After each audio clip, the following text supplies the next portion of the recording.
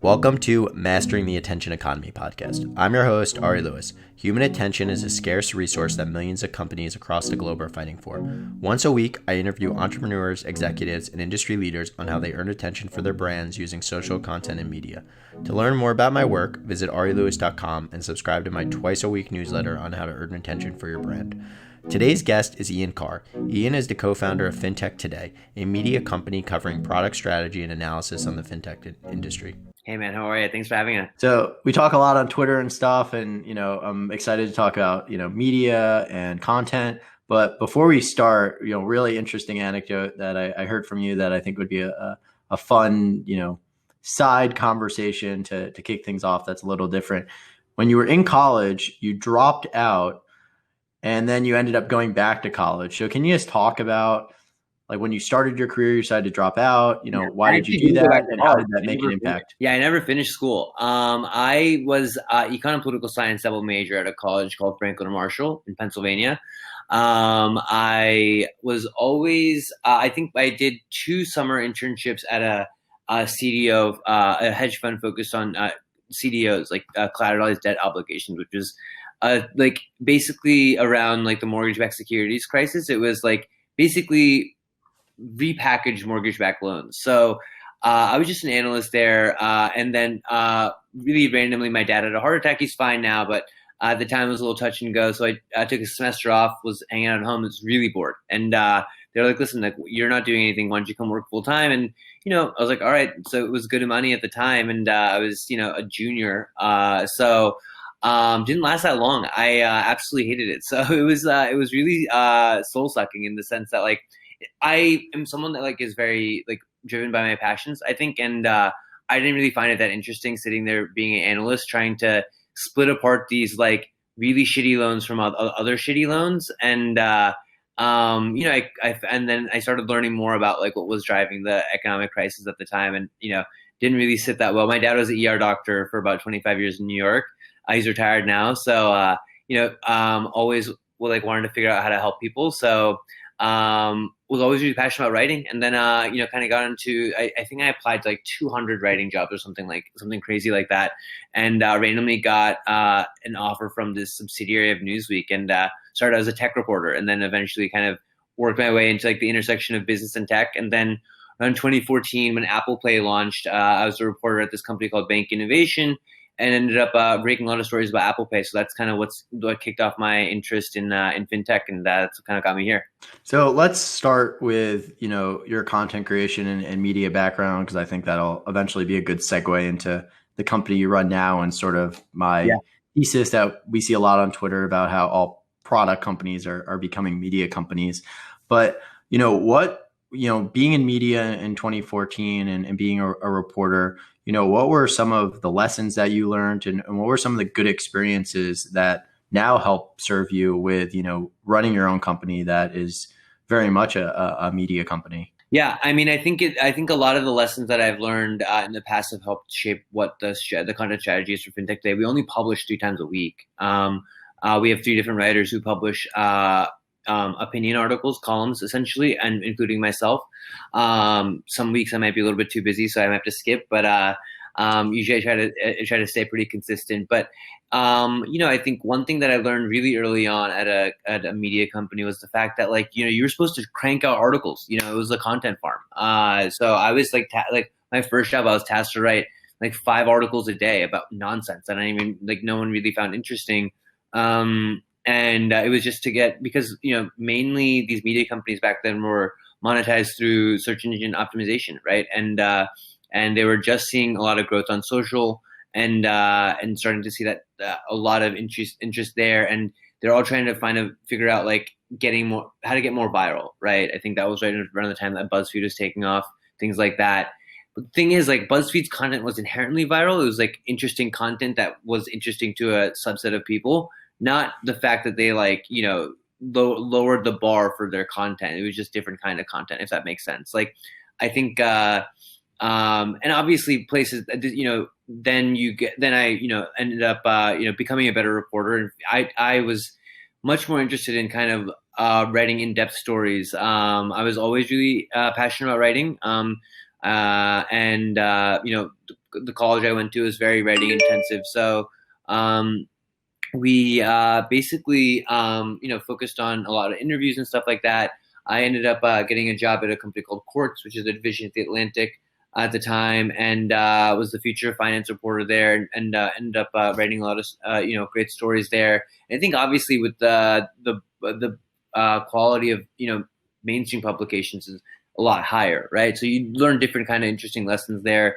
At Quartz, I think they experimented a lot with things like sponsored content and things like that to monetize different audiences.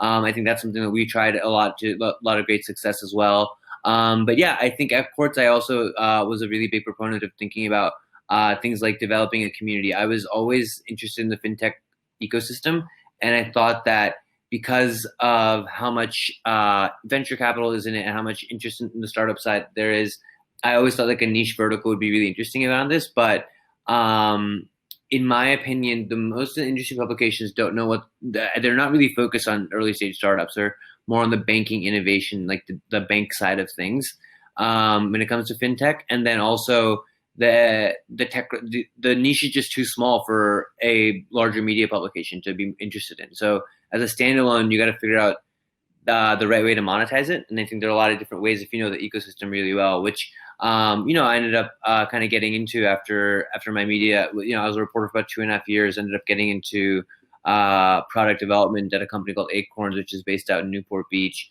So lived out there for a year and helped build out the in-app financial literacy content, which is really fun to kind of experience. Then took a slight detour into e-commerce for about 1.5 years, but I'll save that story for a little bit later. So a lot of takeaways there. One of the things I wanted to ask about early on that you mentioned was sort of the churn and burn mentality that a lot of these, content shops have, especially media companies.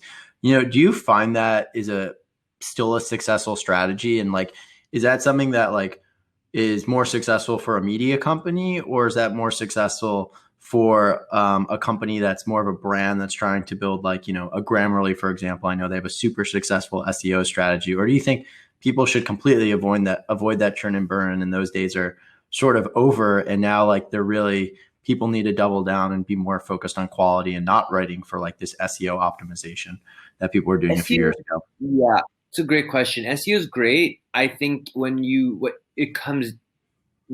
realize is that if you create really good content, that content gets shared and things like that. There's a lot of organic growth around really high quality content that is not replicable with like SEO content, if that makes sense. SEO content, I think the best ones are a little bit more matter of factly, like NerdWallet, right? I think does really good SEO content. I think those are really great ways to kind of tackle the SEO angle. But I think I think if you create content for your actual users and something that resonates with them, if you figure out a way to compel them to share, it's probably a better growth strategy in the long run, because that's just a flywheel that has a lot of like other external effects, if that makes sense. Yeah, it makes a ton of sense. So, but I want to eventually get into fintech today and your time at Acorn. But my other question for your time as a reporter, and a lot of people listening are in PR or in pitching stories, what were the stories that you decided to write about? How did you go about writing them? And maybe this even applies to fintech today. And what did like a compelling pitch look like to you? Like what was something where it was compelling? Quartz standards were extremely high because they're, in my opinion, one of the top business publications, especially the ones that are more digitally focused. So we mainly focused on stories that were talking about an underlying theme in the industry. So a pattern that we recognized or something like that. So it would be high level articles and like they would be well reported and things like that.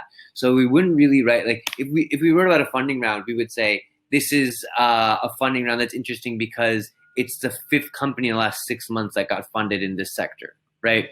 So you have to put it into because the mainstream audience at Quartz, they don't really care about fintech, right? They have a lot of other interests. They're more interested in technology, general business, things like that, management, professional development. Now, if you have now for us, we have such a sophisticated audience. They don't really care about the nonsense that goes on. That's written about in like 90% of the industry publications. Not going to name names, but I'm happy to if you want. But some of these banking focused industry publications just write either really inaccurate and like factually incorrect stuff, or just copy and pasted versions of articles from other people. So they're looking for high quality content. So what we focus on is really, really cutting edge, really interesting stuff, and talking to founders that are being very selective about it too. So we have really high standards when it comes to pitching as well. I think for most people, especially creators nowadays that are doing newsletters, like they like to find ideas and articles on their own rather than getting pitched. So it's going to be interesting dynamic to see how that changes. So you talked about the inaccuracy of some of these media companies. Do you, and like obviously in the mainstream news, you have folks like Trump, and I don't want this to be a political conversation, screaming fake news and stuff. But do you see people in like these like niche media verticals, like where you have operators or other companies that are in the space screaming like this is fake news, or like the coverage is inaccurate? Is it spreading to those sort of niche publications as well? I haven't seen it because a lot of these creators don't write like that. They're not like we don't write like, we've never broken a story. Both Julie's my co-founder. She was the lead fintech reporter at Bloomberg News. She's broken stories about like Plaid acquiring Quovo for $200 million. She's written really, really big, market moving stories. But after a certain point, you realize that breaking news and these kind of things, it leads to a lot of accusations around fake news that just are unavoidable at this point. But also, just it's not really as valuable. It's valuable, but it's also not really as, the ROI isn't that great on a revenue side, right? Like someone's going to copy your content, and that's going to be public. It's going to be widely accessible information about 30 minutes. Like you don't really have an edge anymore. So without that, like I don't really see the value in us breaking news. First of all, our readers aren't really public market investors because there aren't that many public market fintech companies. B, like this isn't tradable information. This is just the information that we can acquire is in theory valuable for investors, but we can also package that up into quarterly reports as well, right? So, I want to talk about now your time at Acorn and your time at is it Lot 18 and our tasting room? Yeah, tasting room, and your role sort of, you went from a media reporter to a content person, product person.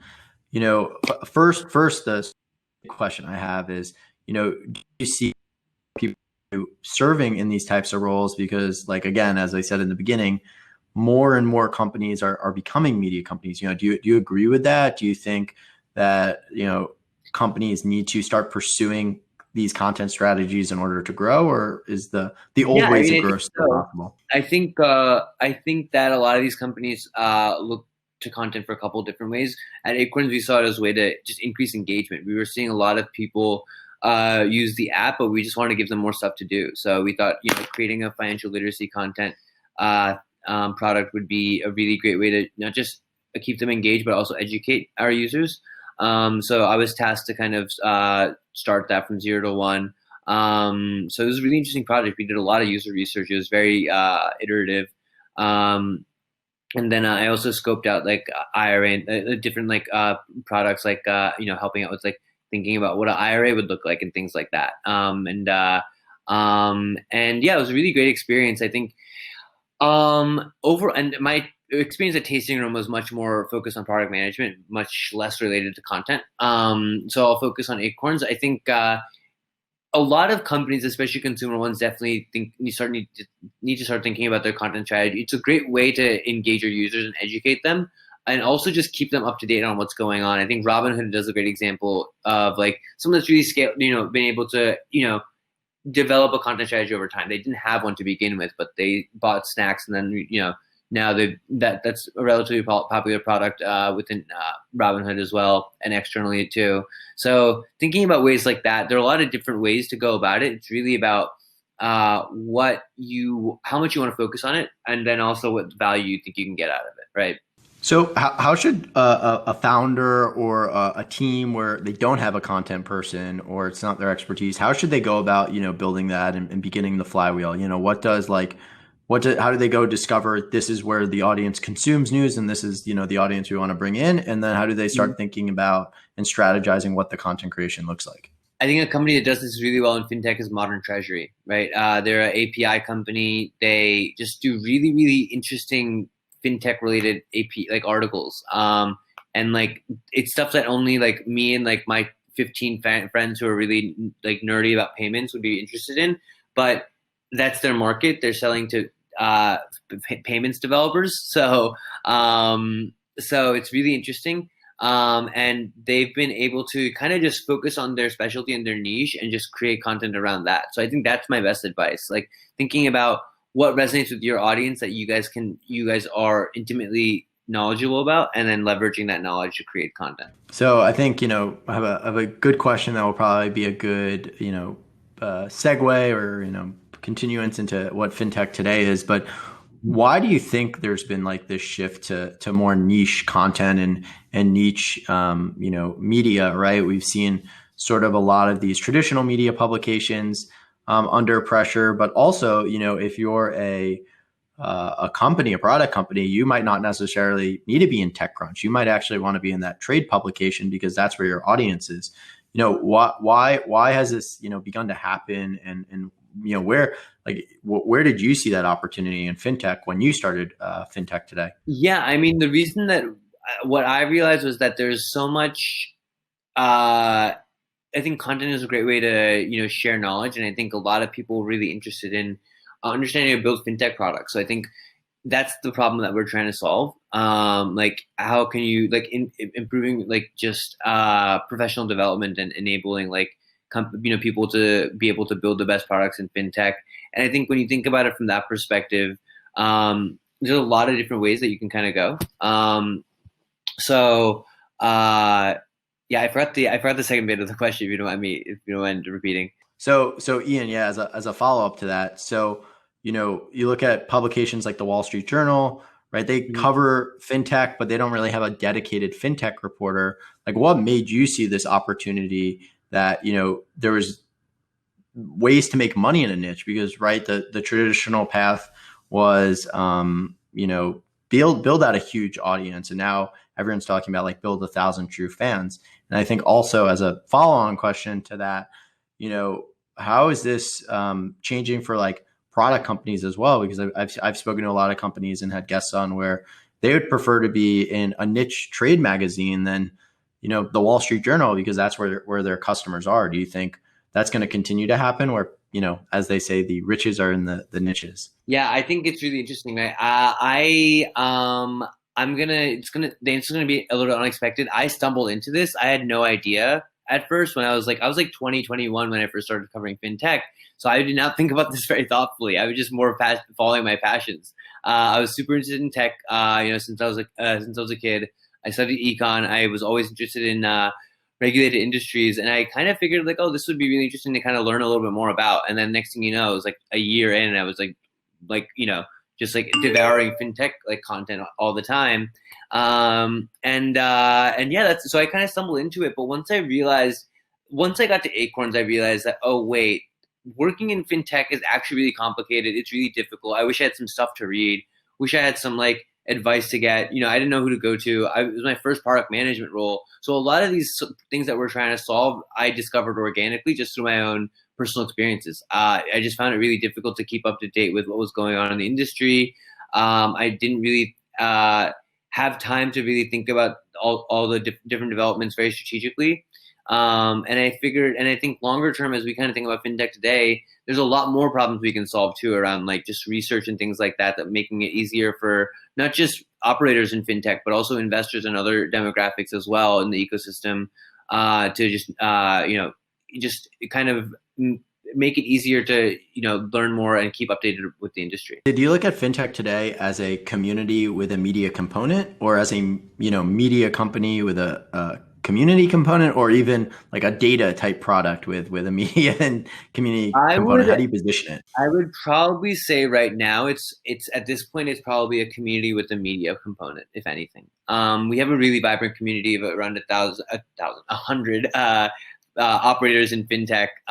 We just moved that up to around 150. I think we'll probably, once we hit 200, we'll probably cap it for a couple months.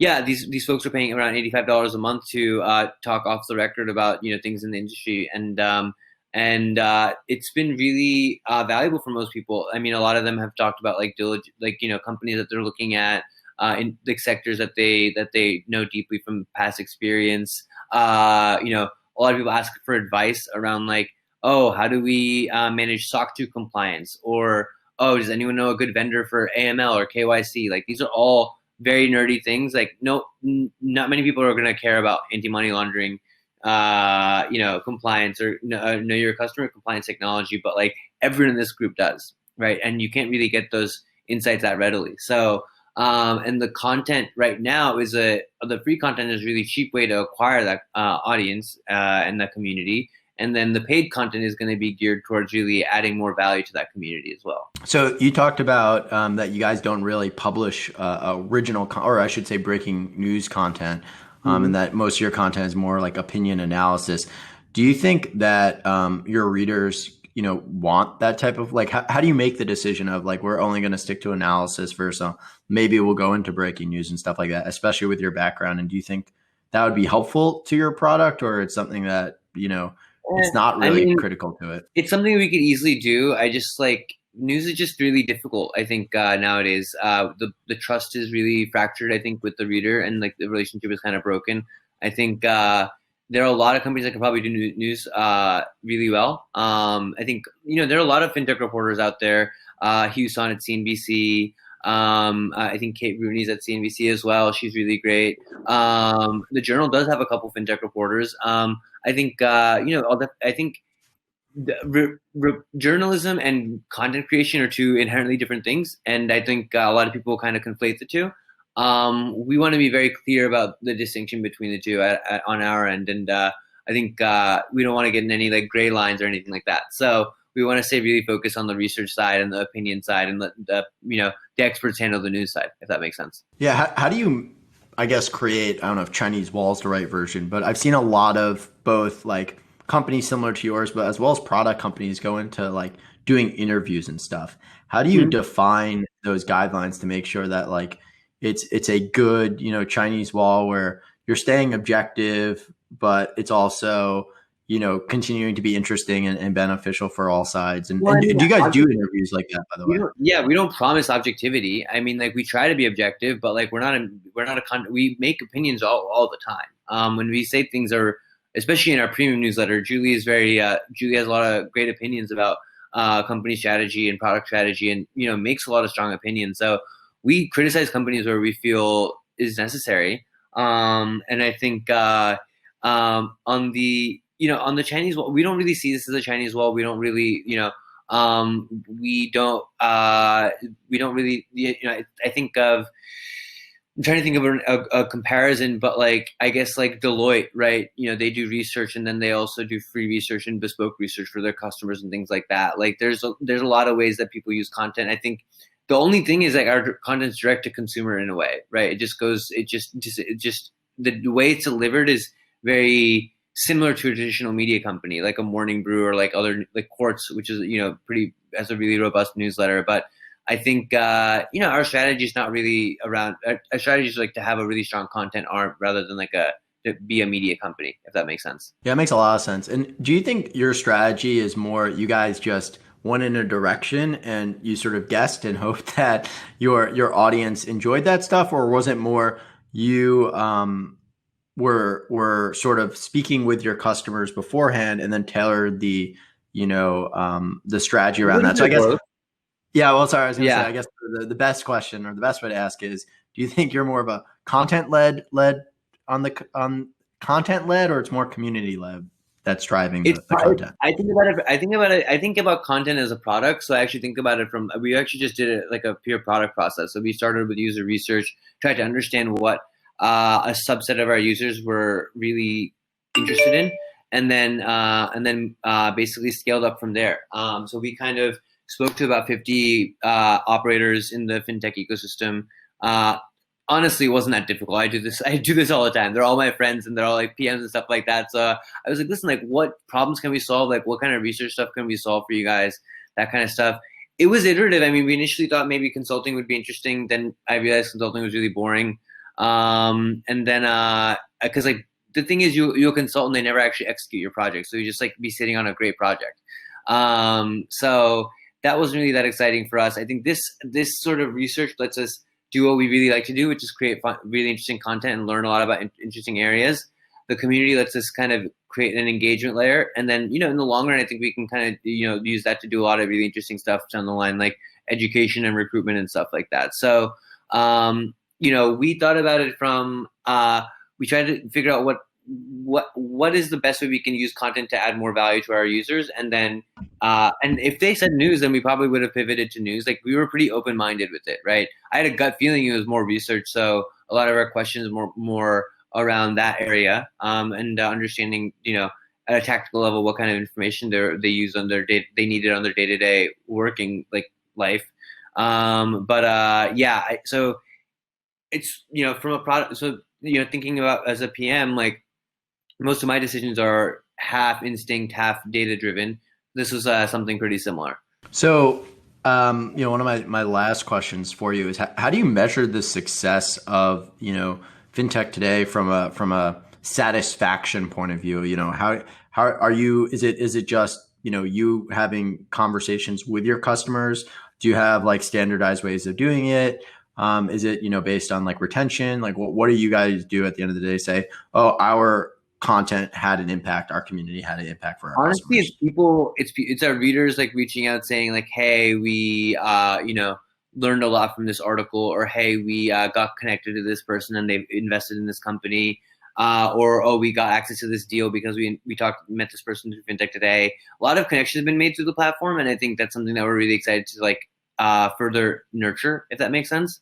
I think that's kind of what really drives me and Julie the most, like being able to enable a lot of entrepreneurship and professional development in the fintech ecosystem. Great. So as we begin to wrap things up, my last question that I always ask people, if you were starting fintech today again, in the beginning, what would be one thing you did differently, or, another way you can answer it is like, what's that one big lesson that you've learned since starting this? I probably would have started with paid and free at the same time, twice a week. I think that adding paid later on left a lot of money on the table, and it made it a little bit more difficult. Sponsorships have been fun to kind of execute, but they're also really difficult to do. So I think that's something that we're focused on in the long run. But I think, that's probably the biggest thing I think I learned. And then also just added a community layer from day one as well. Do you mind me asking, like, why do you think that left money on the table from the paid side, where people I think people are more resistant to pay? Yeah. People were, excuse me. It's been a long weekend already. I mean, I got up pretty early today. What I realized was that people were actually really willing to pay money for content. I was actually pretty surprised. I didn't think that they were, but we probably could have started off with like $10 a month tier, right off the bat, and kind of generated a couple $1,000s in revenue pretty early, just because the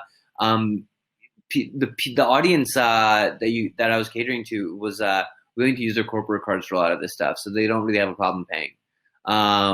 So it was interesting to kind of learn that over the last year. Got it. Well, thanks so much for joining. For those, and I'll put it in the description, but for those who want to follow you or maybe become a member of FinTech Today, can you share your social handles as well as, where to find you guys? Twitter is Ian Carr, IANKAR _.